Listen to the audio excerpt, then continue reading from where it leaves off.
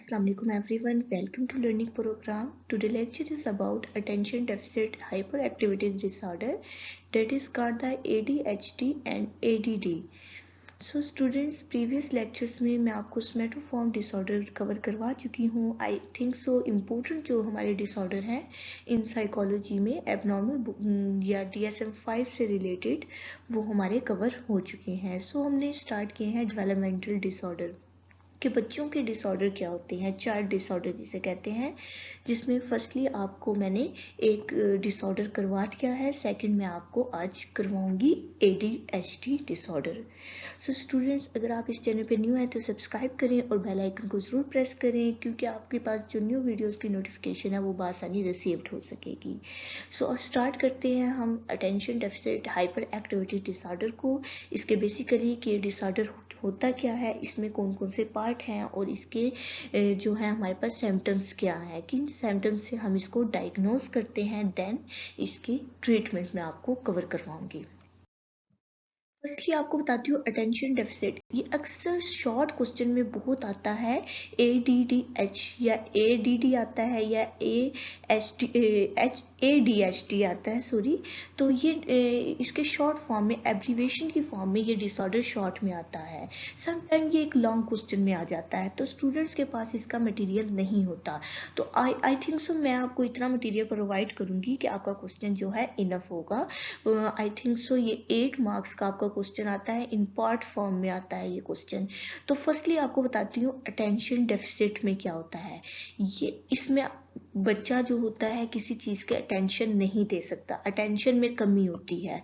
Hyper activities disorder में क्या होता है, इसमें बच्चा नॉर्मल एक्टिविटीज से अबव इम्पल्सिव्स दे रहा होता है. ये दो डिसऑर्डर, दोनों चीजों का मिलके ADHD डिसऑर्डर बनता है.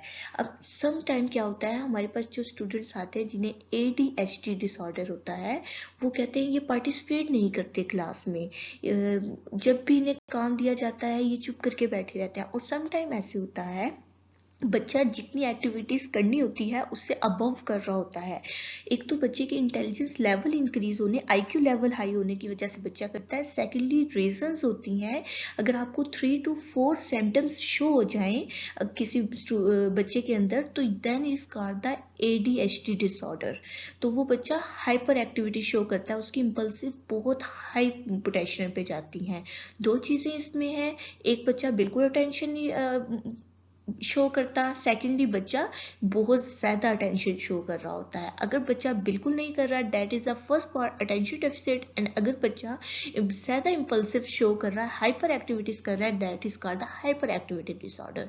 सो स्टूडेंट, दोनों जो है ये न्यूरो डेवलपमेंट डिसऑर्डर है. बच्चे में कोग्निशंस में, उसके माइंड में, उसके ब्रेन में जब प्रॉब्लम्स क्रिएट हो जाती है, then become the ADHD disorder. और बेसिकली ये चाइल्ड डिसऑर्डर है. सेकंड, इसके सिम्टम्स कौन कौन से. बच्चा दिन में बहुत ज्यादा सोता है. अक्सर आपने देखा होगा बच्चे बहुत ज्यादा सुस्त होते हैं, सारा सारा दिन सोते रहते हैं. उन्हें ये प्रॉब्लम होती है, वो अटेंशन डेफिशिएंसी के उनके अंदर प्रॉब्लम आती है, वो सही से अटेंशन पे नहीं कर रहे होते. दूसरा, वो चीजें याद करता है और भूल जाता है. ये बहुत बड़े सिम्टम्स है इसके कि बच्चा जो उनसा है बहुत ज्यादा, जैसे ही उसे चीज याद करवाई जाती है वो भूल जाता है. मोस्टली मैंने इसमें देखा है कि बच्चे को का IQ लेवल बहुत लो होने की वजह से चीज़ याद ही नहीं होती. भूलना तो बात की बात है, उसे चीज़ याद नहीं होती. थर्ड वन में आता है कि वो बच्चा बातें बहुत ज़्यादा करता है. हाइपर एक्टिविटीज ये डिसऑर्डर में आ जाता है. उसके सेकंड फॉर्म में, अगर उसकी फर्स्ट फेज नहीं है तो सेकंड फेज होगी, तो कोई एक भी फेज होगी तो आप उसके सिम्टम्स को यहाँ पे जो है जज कर सकते हैं. उसके अलावा जो है केयरलेस मिस्टेक्स करता है, अननेसेसरी रिस्क लेता है वो बच्चा. कोई भी अगर उसे टास्क दिया जाता है वो कंप्लीट नहीं कर पाता, ट्रबल होती है, उसे मुश्किल होती है अपने टास्क को कंप्लीट करने की. फॉर एग्जांपल, अगर उसे एक क्वेश्चन दे दिया तो वो उसको सही से याद नहीं, अगर याद भी कर लिया है तो उसे भूल जाएगा. और मोस्टली ऐसे बच्चे टाइम टेकिंग बहुत होते हैं, टाइम बहुत ज़्यादा लेते हैं अपने टास्क को कंप्लीट करने के लिए. दूसरे लोगों के साथ जाने में, उनसे बातें करने में, उनके साथ टाइम स्पेंड करने में भी इन्हें डिफिकल्टीज होती हैं. ये आपके पास आ जाते हैं साइन या symptoms of the ADHD disorder. Causes वजह क्या है इसका? मेजरली जो हमने देखी है न्यूरो डेवलपमेंटल काजेज होते हैं। अगर हमने इसको जेनेटिकली स्टडी किया है तो ब्रेन इंजरी, ब्रेन के अंदर कोई इंजरी सडनली अगर आपका एक्सीडेंट हो जाता है या आपके ब्रेन में कोई पार्ट आपका सडनली डिस्टर्ब होता है किसी स्ट्रेसफुल इवेंट से पास आउट होने के बाद, होता है समटाइम आप बहुत ही मुश्किल हालात से गुजरते हैं, तो वो आपकी स्ट्रेस जो इवेंट काज करता है वो आपके ब्रेन पे इफेक्ट छोड़ देता है, जिसकी वजह से बच्चों के अंदर अक्सर आपने देखा होगा कि बच्चों को जो जिनके पेरेंट्स नहीं होते हैं उनकी लाइफ डिफिकल्टीज इतनी ज़्यादा होती हैं कि बचपन में उन्हें ADHD डिसऑर्डर होने का रिस्क होता है। सेकेंडली इन्वायरमेंटल रिस्क होते हैं आपकी यंग एजेस के या ड्यूरिंग द प्रेगनेंसी में। और उसके अलावा अगर आप इस टाइम पे पीरियड में अल्कोहल यूज़ करती हैं, स्पेशली ये डिसऑर्डर जो सा देखा गया बच्चों के फॉरेन कंट्रीज में है, वहाँ पे ये आम होती है अल्कोहल की, तो ये जो आता है चाइल्ड डिसऑर्डर ये फॉरेन कंट्रीज में शो ऑन ज़्यादा होता है। या प्री मैच्योर बच्चा होता है उसमें ये डिसऑर्डर काज करते हैं, या लो बर्थ वेट, जितना नॉर्मल बर्थ वेट होता है उससे अगर लो हो जाए बच्चे का तो देन ये काज होता है ADHD।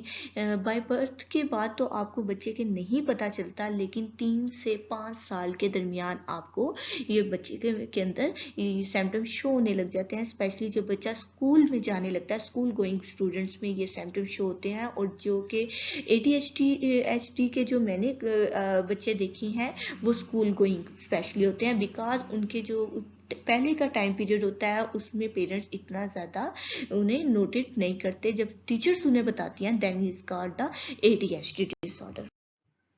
डायग्नोज करने के लिए जैसे हमारे पास डिप्रेशन, एग्जाइटी और स्लीप डिसऑर्डर्स डिफरेंट, हमारे पास डायबिटीज़ हैं, डिसेबिलिटीज़ हैं, इस तरह के टेस्ट हमारे पास प्रोवाइड नहीं हुए अभी तक डायग्नोज करने के लिए ADHD के। सो एक प्रोसेस होता है, मेडिकल एग्जाम होता है जिसे कह लें आप हेयरिंग या VN टेस्ट होते हैं, उनके रूल्स को हम फॉलो करते हुए इसके सिम्टम्स को जो है डायग्नोज करते हैं ADHD के। उसके अलावा अगर आपके बच्चे के अंदर इनमें से कोई सिम्टम्स है, बच्चा बहुत ज़्यादा activity hyper activity normal routine से कर रहा है या आपका अटेंशन नहीं दे रहा, तो ये बच्चा बहुत ज़्यादा सो रहा है, सबक याद नहीं हो रहा, आपने उसका IQ लेवल चेक करवा लिया, सब कुछ हो गया, आपको समझ नहीं आ रही, तो आप किसी साइकोलॉजिस्ट से उसका डायग्नोज करवाएं।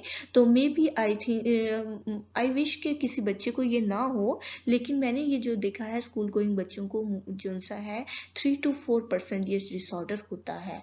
बट इसकी ट्रीटमेंट मैं आपको बताती हूँ, बहुत बेस्ट और बहुत ही अच्छी ट्रीटमेंट है जिससे ये इफेक्टिव है कि ये डिसऑर्डर कवर हो जाता है। जी, ट्रीटमेंट लास्ट वन हमारे पास आता है कि इस डिसऑर्डर की ट्रीटमेंट क्या है।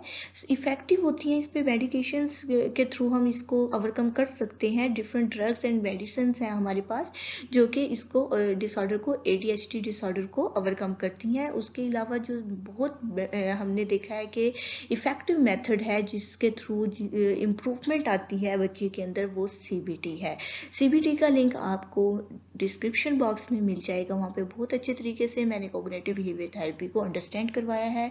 CBT क्या होती है, अप्लाई कैसे करती हैं, इसमें सब चीज़ें बहुत अच्छे से डिस्कस कर चुकी हूँ। सो डिस्क्रिप्शन बॉक्स में आपको CBT का लिंक मिल जाएगा और चैनल का लिंक भी आपको मिलेगा, वहाँ पे आपको सब डिसऑर्डर बहुत अच्छे से कवर करवा चुकी हूँ। चाइल्ड डिसऑर्डर हमारे स्टार्ट हुए हैं 1 by 1, इंशाल्लाह आई विल बी कवर्ड। सो अगर आप इस चैनल पर न्यू है सब्सक्राइब करें और बेल आइकन को ज़रूर प्रेस करें, बिकॉज न्यू वीडियोज़ की नोटिफिकेशन आपको बआसानी रिसीव्ड हो सकेगी। सो अल्लाह हाफिज़।